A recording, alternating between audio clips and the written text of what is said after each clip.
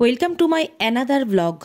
প্রত্যেককে বলি happy new year. আজকে এমন একটা জায়গায় আপনাদেরকে নিয়ে যাব, সেটা হচ্ছে শিয়ালদা থেকে বনগাঁ, হাবড়া, অশোকনগর, ঠাকুরনগর যে কোনো লোকাল ট্রেনে উঠলে দত্তপুকুরের ঠিক পরের স্টপেজ হচ্ছে বিড়া স্টেশন থেকে টোটো ধরে গেলে পড়বে হ্যাপি ভ্যালি পার্ক।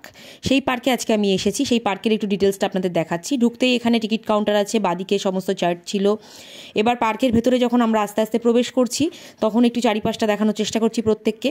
সামনেটা খুব সুন্দর গার্ডেন করা আছে, নানা রকম ফুল দিয়ে খুব সুন্দরভাবে সাজানো রয়েছে। বাদিকটা রয়েছে রিসেপশনের এদের অফিস, বাংলো টাইপের।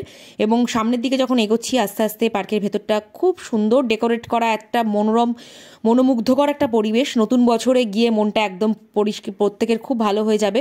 বাদিকটা খুব সুন্দর একটা মহিলার একটা স্ট্যাচু করা রয়েছে, যেটাকে খুব সুন্দর গার্ডেন হিসেবে দেখানো হয়েছে। তো আস্তে আস্তে আমরা পার্কের ভেতরে ঢুকছি।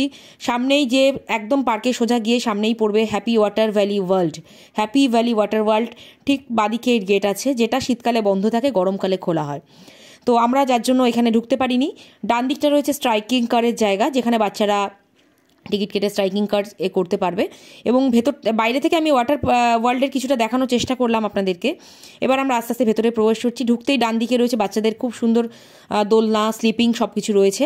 এখানে কিছু দোকান রয়েছে। বাদিকে রয়েছে হন্টেড হাউস, অর্থাৎ ভূত বাংলো, যেখানটা ঢুকলে সত্যিই গা ছমছম করবে। সেটা পরে দেখাচ্ছি। চলো আস্তে আস্তে পার্কে ঢুকছি।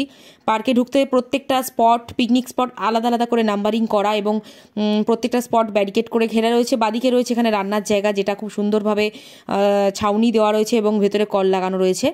এখানে তোমরা প্রত্যেকটা স্পট, এবং এখানে রয়েছে বিভিন্ন রকম বাচ্চাদের আনন্দদায়ক খেলার নানা রকম রাইডস রয়েছে, যেটা একটু দেখাচ্ছি এক্ষুনি। খুব সুন্দর একটা রাইডস, যেটাতে উঠতে বাচ্চারা খুবই আনন্দ পাবে।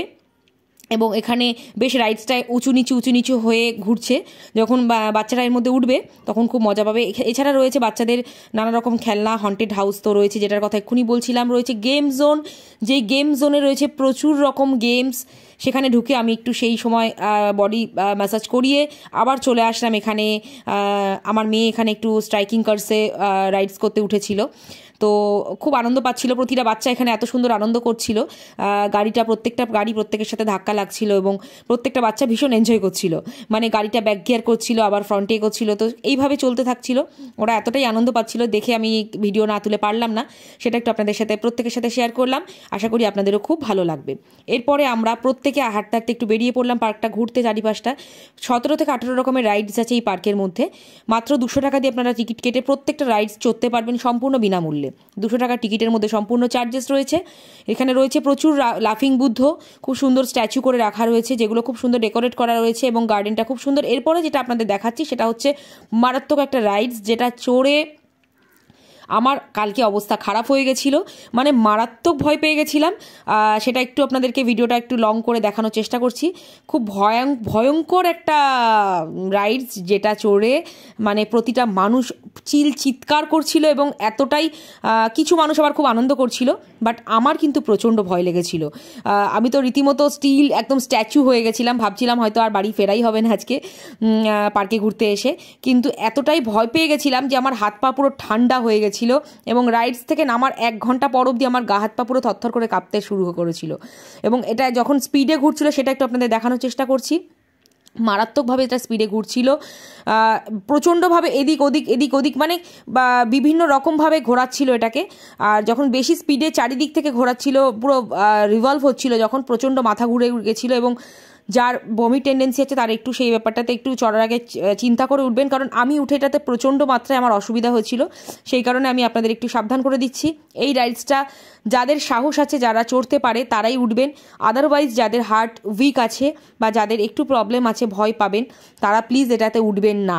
আমি এটাতে উঠে আমার প্রচণ্ড অসুবিধা হয়েছিল, সেজন্য আমি বারে বারে বলছি আমার বন্ধুদেরকে যে এটা প্রচণ্ড ভয়ঙ্কর একটা রাইডস, যেটাতে উঠলে কিন্তু হাত পা ঠান্ডা হয়ে যাবে এবং প্রচণ্ড ভয় লাগবে।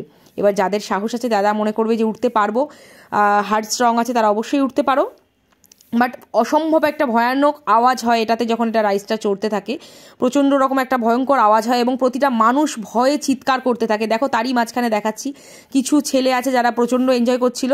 আমি এখানে স্টিল পা তুলে একদম স্ট্যাচু হয়ে বসেছিলাম। যখন এটা তলা থেকে দেখাচ্ছিল তখন দেখো কতটা ভয়ঙ্কর এটা ছিল, দেখলেই তোমরা বুঝতে পারবে। এরপর বাচ্চারা ঘোড়া চড়ছিল, যেটা ছিল খুবই মজাদার, বাচ্চাদের খুব মজা লেগেছিল। বাচ্চারা এতটাই ভয় পাচ্ছিল না, কিন্তু খুব এনজয় করছিল। বাচ্চারা বেশ হাত ছেড়ে উঠে দাঁড়িয়ে পড়ছিল এবং প্রত্যেকে হাত দেখাচ্ছিল ছোট বাচ্চা, কারণ এটা ছিল একদমই ছোট বাচ্চাদের রাইডস। এটাতে বাচ্চারা খুব এনজয় করছিল, একদমই এটাতে ভয় পায়নি। এছাড়াও ছিল আরও অনেক কিছু, যেমন ছিল 5D সিনেমা হল, যেখানে 5D ক্যামেরা অ্যালাউ ছিল না বলে আমরা তোমাদের দেখাতে পারছি না আমি। 5D সিনেমা হলের মধ্যে ছিল নানা রকম অনেক কিছু দেখার, যেখানে তোমরা ঢুকে বসলে একটা তোমাদের চশমা পরিয়ে দেবে, যে সানগ্লাসটা পরলে তোমরা মনে হবে তুমি আকাশে আছো। এছাড়াও ছিল বোটিং ও টয় ট্রেন। চলো দেখা হচ্ছে পরবর্তী ভ্লগে, বাই।